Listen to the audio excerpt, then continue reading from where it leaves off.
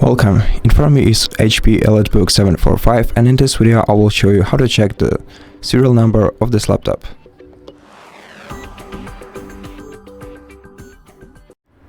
To find the serial number of your device, you have to check the back side of it. So let me close the lid and turn the device's back side to you, and here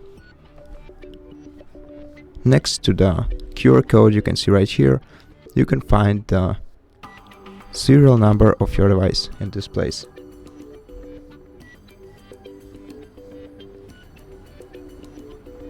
And that's it. Thank you for watching this video. If you liked it, consider subscribing to our channel, leave us a like and a comment below, and I'll see you in the next one.